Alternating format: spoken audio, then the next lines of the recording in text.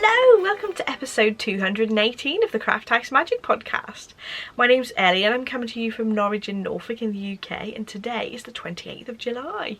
So welcome everybody. I hope you've all had a lovely couple of weeks since the last time I've spoken to you, and I'm here to share all the things that I've been making since then. And I do apologise for not having a podcast up last week. We were all really poorly, but we're much better now. So thank you so much for your lovely messages of get well wishes that you posted on the photo that I popped up last week. So today I have some knitting, some sewing. I have a tip for using Instagram, which I saw last week, which I thought was really interesting. So I'm going to share that with you. I have a couple of questions from the Ask Me Anything thread on Ravelry and some information on my shop update, as well as Jensen's little appearance. And I've got something to show you in the sewing section, which he's going to model for us at the end. So we've got a couple of make-alongs going on in the Ravelry group and on Instagram to do with all the crafts. We've got Craft 20 a day, and that's basically working a little bit on a project every day, and it can be any craft. Details of these make-alongs are in the description bar down below, but I'll just go through them very briefly. So we've also got the Craft House Magic Summer Sock Along 2022, and it's basically knitting on any sock. So come and join us over in the Ravelry group, and you can use the hashtags on Instagram for both of those, the ones I've talked about. And I thought that I would do a sewing make along to do specifically with bag making and using my bag making pattern. So I've had a bag making pattern for both zipped and drawstring bags, and I do various sizes in those, and I've had that pattern for quite a while now, but I'm going to be introducing some kits to do these bags on Friday. So I thought what would be better than to have a make along for my bags. So it'll be the CHM Project Bag Sewalong, and that'll run till the end of August. And who knows, if loads of people are interested, I might extend it as well. But in the end of August, I'll be drawing a couple of prizes, and there'll be kits to do with bag making. So all you need to do is use the hashtag CHM Project Bag Sewalong 2022, and I'll leave the hashtag in the description box down below, and that's on Instagram.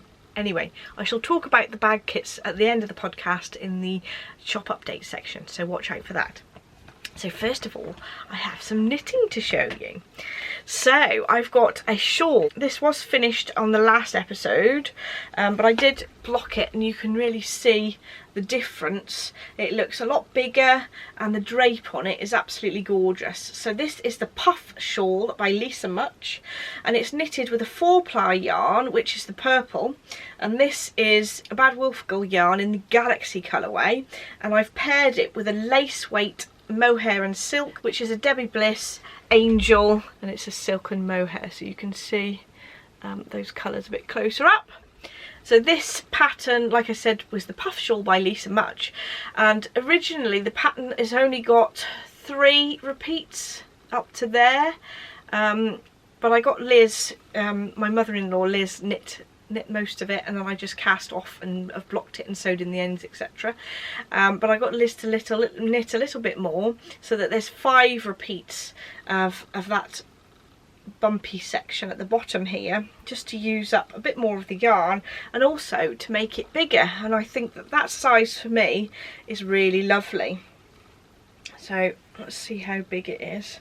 I'd say that that was about 2 meters wingspan, with the additional repeats on there, which I love, and that's ideal for wearing with lots of things. I think slightly bigger shawls for me are more useful. I find them easier to keep on, and I just love the look and shape of this shawl. So it's knitted from the centre point here. It's a crescent shaped shawl, and you just knit out and down, and it's actually used up more or less every scrap of the purple, and there was about 5 grams left of a 25-gram ball of the lace there. So the next thing I've got to show you is my cardigan, which I've been working on, and I have finished a sleeve. So I'll get Barbara to come through and show you what it looks like so far. So thank you very much, Barbara. So Barbara is modelling my sparkle cardigan, and this is a pattern by Hoki Locatelli. It is a full length, sort of full sleeve cardigan with a lace pattern all over the front and the sleeves, but I have modified it. I've cropped it slightly. I've made 3/4 length sleeves instead, or at least one, and I'm also omitting the lace part on the body just because I have knitted it before and I just wanted another version which is slightly more wintry. So the yarn that I'm using is Ocean Drive in my own hand dyed yarn, and this is in a specific base, and it's a merino, silk and yak base, which is really gorgeous. The yarn itself is a sort of beigey grey underneath, and then with the colour on the top it just gives this lovely tonal grey and sort of green turquoise, which I absolutely love. So you can see that I've done one sleeve, and this, like I said, I've done it 3/4 length instead of the full length of the sleeve that the pattern suggests, but I just kept trying it on until it was the length that I wanted it to be, and then I've just got on to the just straight knitting with some decreases it on the arm, on the second arm. There are some short rows at the top of the sleeve which I think makes it a really nice shape and nice and fitted. So after I've done the sleeves, I need to pick up stitches all the way around the neck and do the neckband, and I have pinned it together, but with the neckband it will be slightly bigger than just pinned like this, and then I'm going to have some buttons on there as well. What I forgot to tell you on the last time I showed it to you was that I completely forgot when I changed, when I started doing the rib, that I was supposed to change to the smaller needles, but I just carried on. So I've done the same on the sleeves. I'm hoping that that won't flip up too much. If it does flip up because I haven't gone down a needle size, what I'll do is I'll put a strip of jersey fabric on to line on the inside so that it doesn't flip up, and then it'll be absolutely fine. I'll give you a look at the back of the top. Obviously it needs the ribbon around the back of the neck as well, but you get an idea of what it'll look like when it's finished. So I actually knitted the same size for the body as the first version I've made, even though this has got lace on it, and you'd think that it would knit slightly tighter without the lace panels. But I have lost a bit of weight, and this yarn is very slightly thicker as well, so I think when it's blocked it will come out slightly bigger gauge than the other yarn that I used for the first version. I've been very naughty and not swatched for this one because this is the second time I've knitted it, but I'm confident that it'll fit, and I've tried it on and it looks like it will, so I'm sure that'll be okay. It's a bit of a boring thing to show you really because I've sort of made it plainer, but I really like the shape of this cardigan, the way that there's increases down the front panel here and the short rows on the sleeve. I love the shape of that and the way it fits. So the next thing I've got to show you, I'm very excited about. So I've had this on my Make 9 list for this year, and I've actually wanted to knit it for ages, and I'm sure that maybe 2 years ago it was also on my Make 9 list, but I never got around to it, mainly because before I didn't have a real reason to make it, but now I've got a little boy to knit for, so I thought, well, I can knit it for Jensen.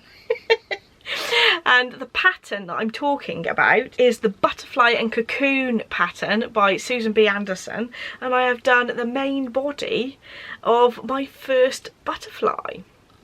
So this is the thorax, this is the abdomen and the head of the butterfly, and I've got stitch markers to show me where I'm going to add the wings at the back and also the facial features. So that stitch marker, that's marking where the eyes and the mouth need to go, but you get the idea of what it'll look like. So I've used some yarn that I've had in my stash. I think this particular one has been gifted to me, but I can't remember who actually sent it to me, and then it's striped in with this Leading Men Fibre Arts yarn that my lovely friend Peggy sent me a full skein of, and my mother-in-law Liz had knit one of those really gorgeous vertebrae cardigans in this. So that's the top yarn, and this is what's left of the turquoise skein from the bottom.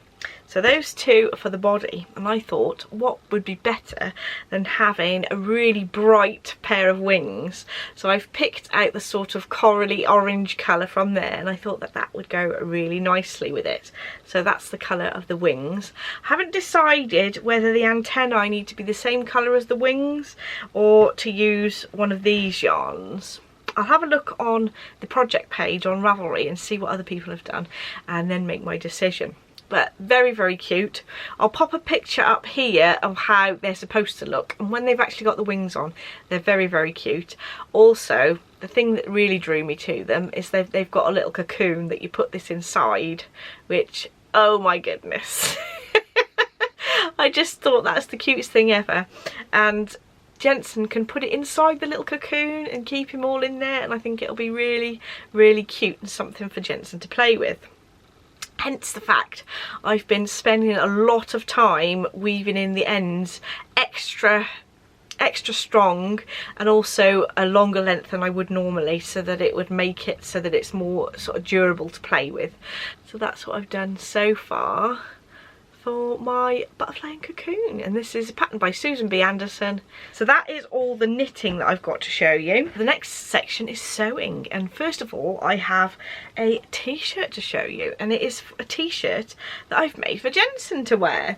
So this pattern is the Elm t-shirt by Sew Over It, and it comes in various versions, so you can do the short sleeve or the long sleeve. Obviously I've made the short sleeve, and then there's a version with poppers on the side here, which I've done, and then there's one without poppers. The pattern itself goes up to a 6-year-old, which is really good. I have made the 9 to 12 months version for Jensen, because he is 8 months now.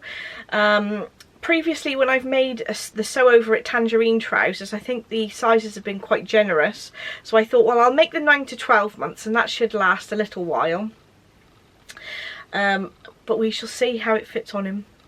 Just at the end of the podcast I'll get Jensen to try it on. So I've used like all my little scraps to make this. So I had a t-shirt that I've made in this stripy fabric, and I made a little vest top absolutely ages ago in this fabric, so I had little scraps left over, and I thought, well, what would be better to use those together and make use of some things that I perhaps wouldn't have made use of by putting like sleeves in one fabric and the main body of the top in another. And I've done the back with the same sort of combination, with the turquoise in the middle, and I'm really pleased with how this came out. Actually, if it fits okay, I'm going to be making quite a few more of these, I think, and because it goes up to 6 years, that's brilliant, because then I could keep making it again and again and again. The pattern was £7.50, I think, so it does sound quite expensive, but obviously if he's going to wear them till he's 6 years old, then that's worth sort of purchasing the pattern. And I have purchased a number of other Sew Over It patterns as well at the same time to have a go at, but this is the only one I've had a chance to sew this week. So the pattern itself doesn't have the details on how to make these stars. I just had a star template that I'd drawn out, and I cut a couple of scraps of fabric into stars, and then I've just literally zigzag stitched those on.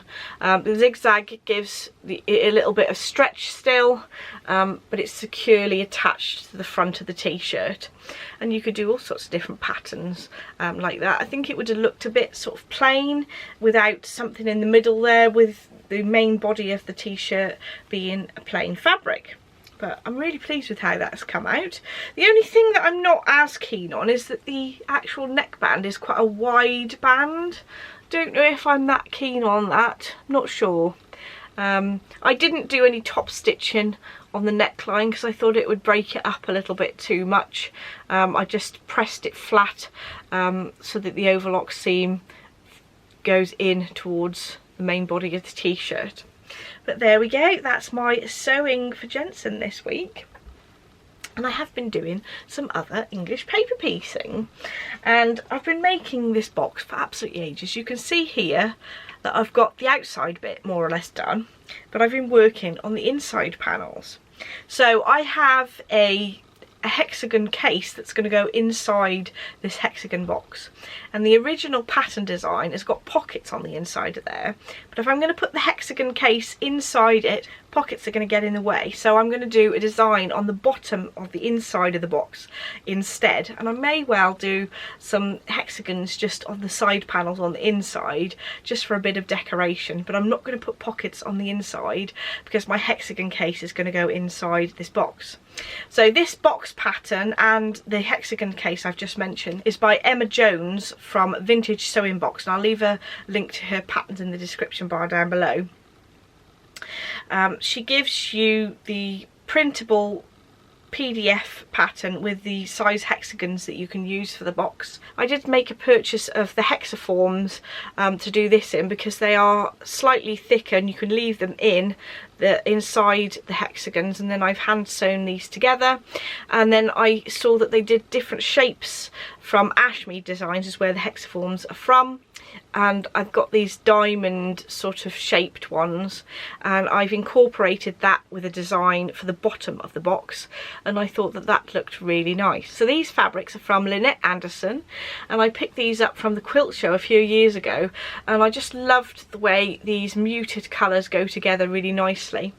So I've been using them to make a little collection of sort of hand sewing things. I've made the smaller needle case from that Emma's designed as well, and also the little pin cushion to keep needles in.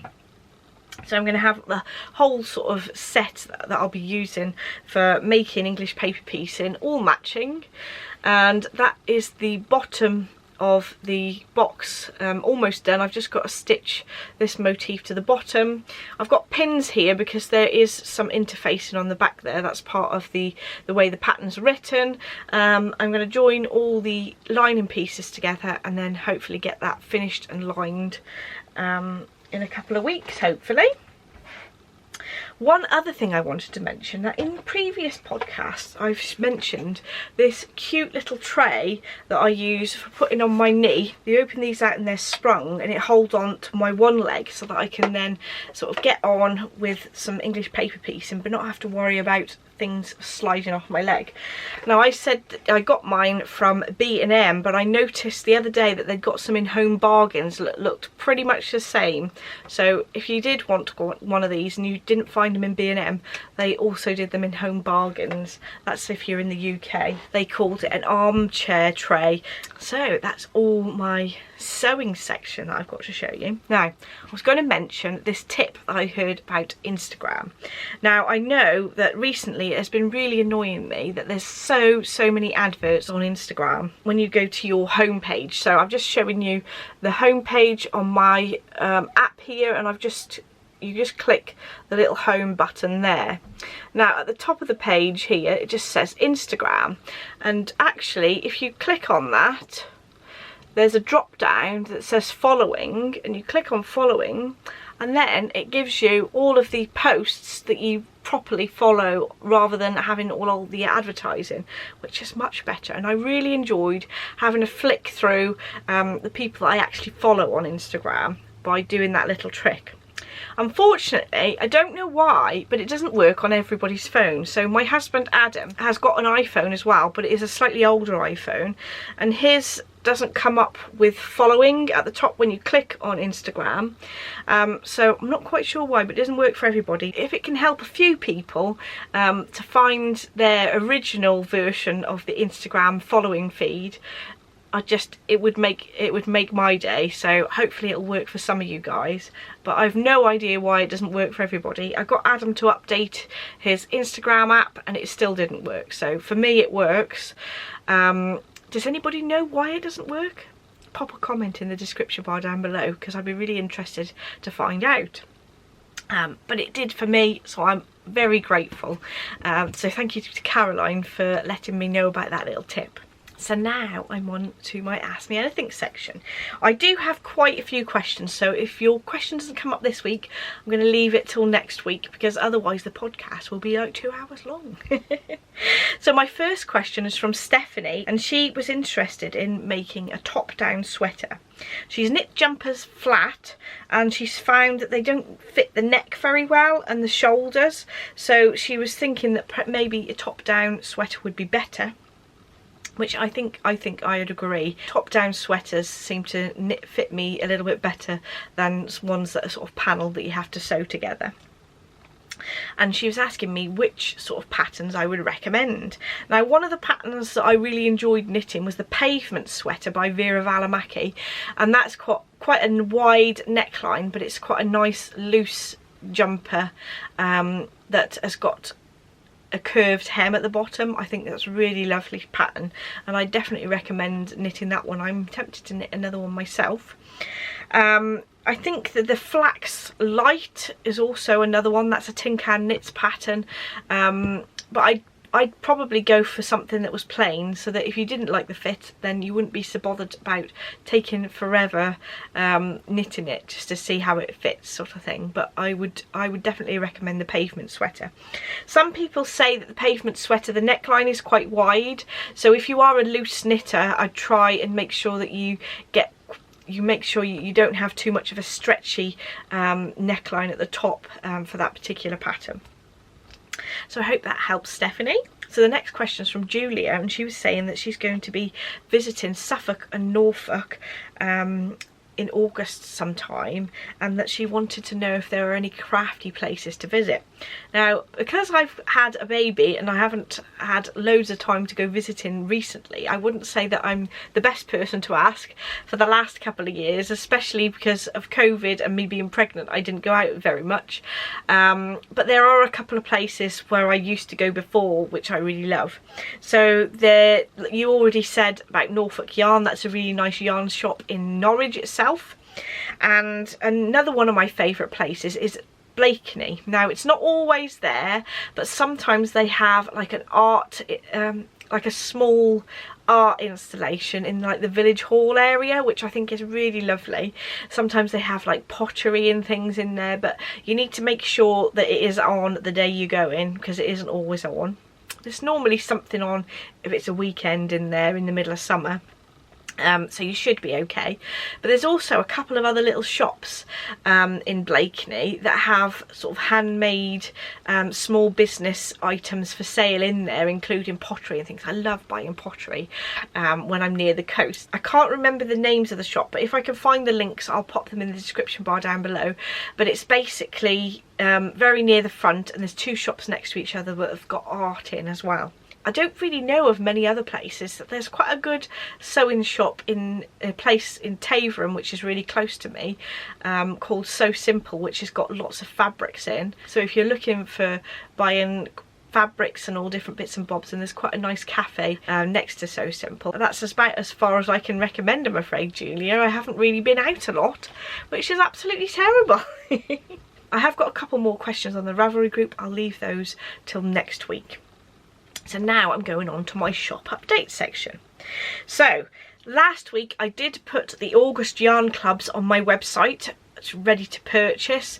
They will be available until the 31st of July, and they will be shipped on the 12th of August. So they'll only be available until Sunday this week. So you have this weekend to purchase them. That they'll be shipped on the 12th of August. If you've ordered the July and August clubs, they'll be shipped on the 12th of August as well. This week I'm going to have an update with Opal yarns and also some bag making kits, which I will mention in a minute. But I just briefly wanted to say about advent calendars again. But I just wanted to mention advents as well. So this year's yarn advent calendar theme is called Jolly Jingles, and it's inspired by the festive cheer of sleigh bells.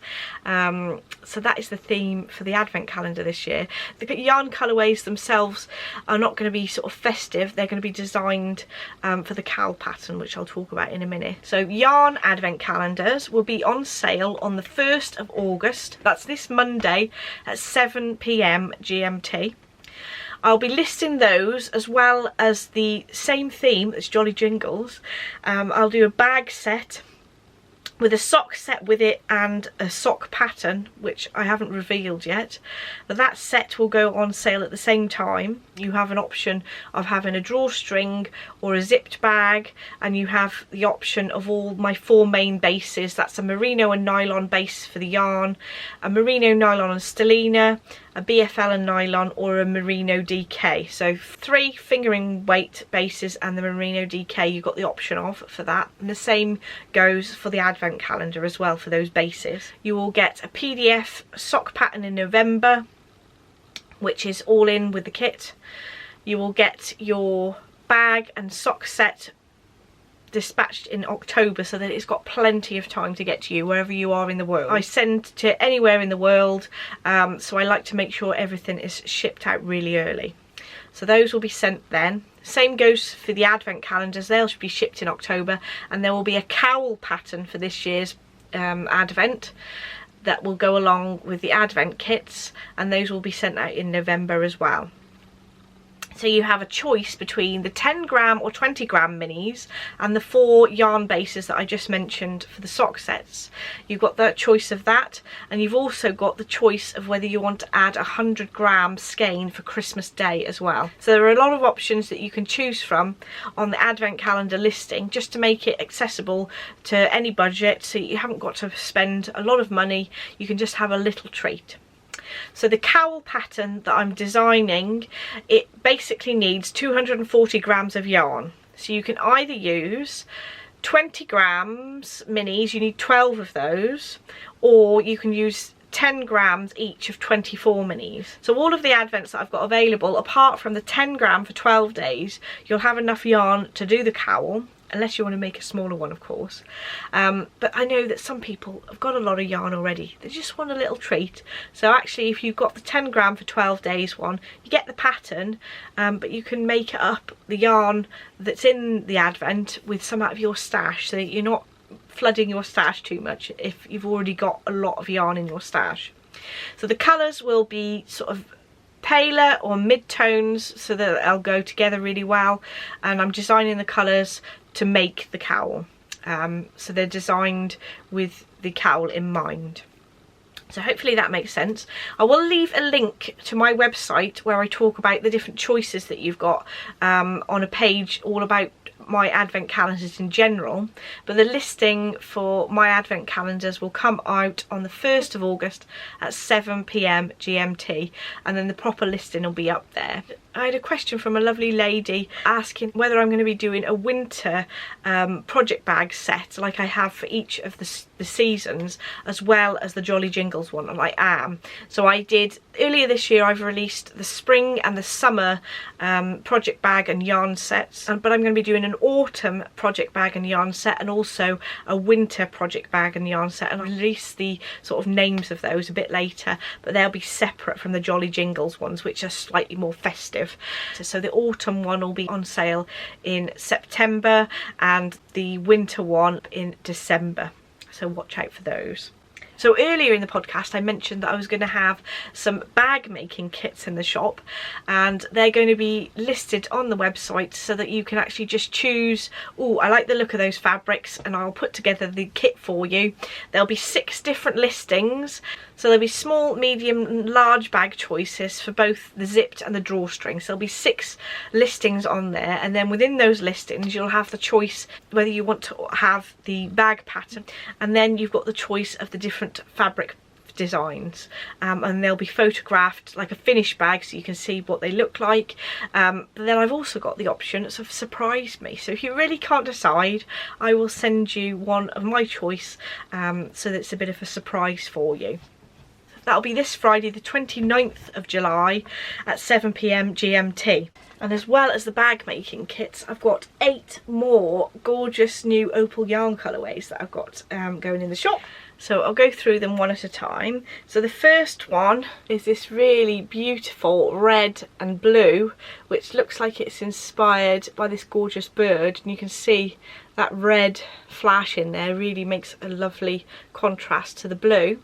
And this one is colourway 11200, and it's called Peter Paddle Boat. What it'll look like when it's knitted up. 11201, which is Tim Torch, and you can see the colourway is inspired by this lizard or chameleon, and look at the beautiful turquoise and green with a flash of red. And the sock will look something like that, and it's finished. This is colourway 11202, and that's one Tracker Sophia, and it's based on a seahorse colourway.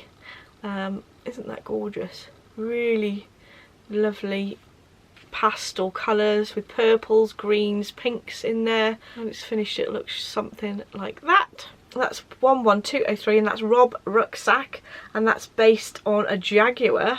And I really like this. It's got some really rich chocolate browns and greys in there. Really lovely.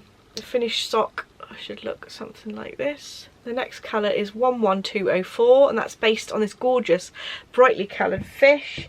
And the colourway is called Mishy Mosquito Net. And look at those really bright colours, really lovely. And that one will look something like that when it's finished. Next we have 11205, and that's another fish inspired colourway, and that's Organiser Olivia. I don't know where these names come from, but it's got some really nice purples and reds and yellows, a little bit like a sunset, and it'll look something like that when it's finished. 11206, and that is a badger inspired colourway, and I just thought that that is lovely. This is called Chef Carlton, and that one should look something like that when it's finished. Last one is 11207. Love this turquoise and green together, and that's called Layla Liana. Look at those colours, really gorgeous. These are all from the Rainforest collection, and this is the 18th Rainforest collection apparently, and they give 10% of the proceeds from this yarns to the Rainforest charity, where they help contribute to stopping the destruction of the rainforest and other things. I will pop in the listing for these yarns exactly what the money is put towards, so that you can see, but they're some really beautiful colours, and I thought that I'd have every single one of those in the shop this week. So that's this Friday at 7 PM. Those opal colourways are going in. I do have a number of other opal yarns already in the shop, so if you're looking to knit some socks, there's lots of opal colourways in there, and I'll leave links to those in the description box down below. So last but not least, we have Jensen modelling his new t-shirt. So over to you, Jensen. So Jensen has got really excited with the camera, haven't you, sweetheart? You've got the camera. So Jensen is wearing his Elm t-shirt, and this is a pattern by Sew Over It, and this is the 9 to 12 month size, and he is now about 8 months. So 9 to 12 is actually quite roomy on him. I think there's plenty of room in there for a while, but ideal for now really, and hopefully that'll last a little bit longer. And I'm really pleased with the fit actually, that's going to last a while. And I've just got it paired with some shop bought shorts, but we're going to have to make something to go with it, aren't we, so that it matches nicely. So what do you think, Jensen?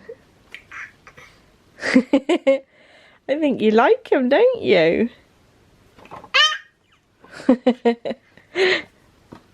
And you can see his little teeth there. And it was really easy to get the top over his head with the press studs at the sides. So I'm pleased I did that. And I'm sure I'll be making many more of these. Thank you very much, Jensen. So thank you so much for watching. Don't forget to like and subscribe if you'd like to see more. And I shall see you in the next podcast. Bye.